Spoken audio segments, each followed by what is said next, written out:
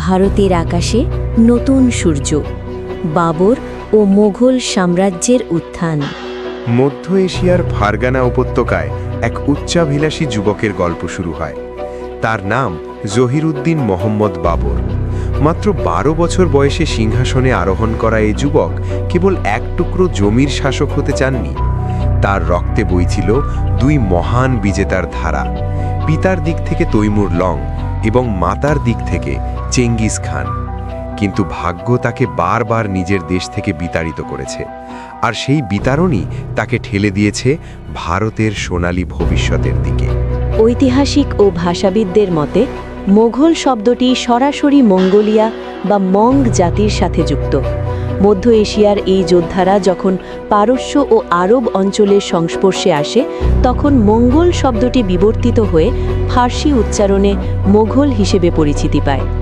যদিও বাবর নিজেকে তৈমুরি তুর্কি হিসেবে পরিচয় দিতে বেশি পছন্দ করতেন, কিন্তু ইতিহাস তাকে এবং তার বংশধরদের এই মোঘল নামেই অমর করে রেখেছে।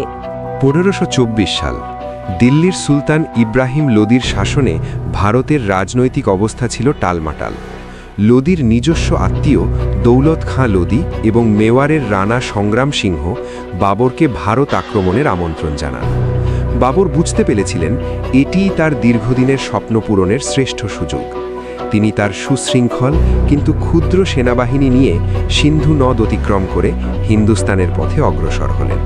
1526 সালের 21শে এপ্রিল পানিপথের ঐতিহাসিক প্রান্তরে মুখোমুখি হল দুই বিশাল বাহিনী।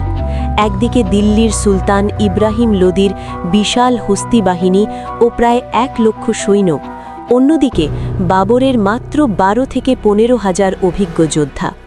সংখ্যায় কম হলেও বাবরের তুরুপের তাস ছিল তার রণকৌশল এবং আধুনিক সমরাস্ত্র। ইব্রাহিম লোদি ছিলেন একজন সাহসী কিন্তু একরোখা শাসক। তিনি প্রথাগত যুদ্ধরীতিতে বিশ্বাসী ছিলেন। তার বিশাল হস্তি বাহিনী ছিল শত্রুর মনে ত্রাস সৃষ্টির প্রধান অস্ত্র। কিন্তু তিনি জানতেন না যে সময়ের সাথে যুদ্ধের কৌশল বদলে গেছে। পানিপথের ময়দানে তিনি তার হাতির পিঠে চড়ে যখন এগিয়ে আসছিলেন, তখন তিনি ভাবতেও পারেননি তার সামনে কি অপেক্ষা করছে। বাবর যুদ্ধে দুটি বিশেষ পদ্ধতি ব্যবহার করেছিলেন, রুমি বা আরাবা এবং তুলুগমা। তিনি সারিবদ্ধ শত শত গরুর গাড়িকে চামড়ার ফালি দিয়ে বেঁধে একটি প্রতিরক্ষা প্রাচীর তৈরি করেন, যার পেছনে ছিল তার শক্তিশালী কামান ও বন্দুকধারী বাহিনী। ভারতে কামানের এমন কৌশলগত ব্যবহার এর আগে কখনো দেখা যায়নি। যুদ্ধ শুরু হতেই বাবরের ওস্তাদ আলী এবং মুস্তাফার নেতৃত্বাধীন গোলন্দাজ বাহিনী অগ্নিবর্ষণ শুরু করে। কামানের বিকট শব্দে লোদির হাতিগুলো আতঙ্কিত হয়ে দিকভ্রান্ত হয়ে নিজেদের সৈন্যদলকেই পিষে ফেলতে থাকে। বাবর তার সৈন্যদলের সাথে সার্বক্ষণিক যোগাযোগ রাখছিলেন এবং প্রতিটি পদক্ষেপ অত্যন্ত ঠান্ডা মাথায় পরিচালনা করছিলেন। ইব্রাহিম লোদি যখন দেখলেন তার বাহিনী ছত্রভঙ্গ হয়ে যাচ্ছে, তিনি রণক্ষেত্র ছেড়ে পালিয়ে না গিয়ে বীরের মতো শেষ পর্যন্ত লড়াই করে প্রাণ দেন।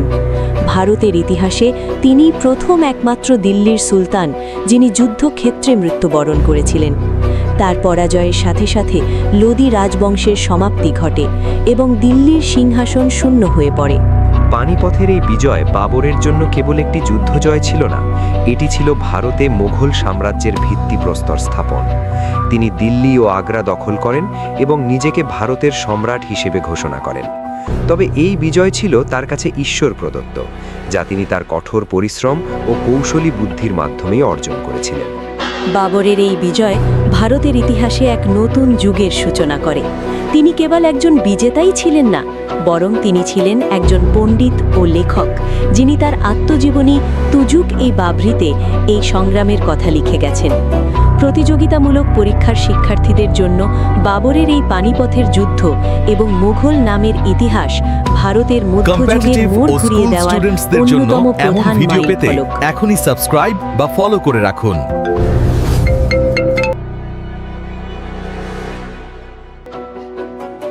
আজকের প্রশ্ন, ভারতে মোঘল সাম্রাজ্যের প্রতিষ্ঠাতা কে?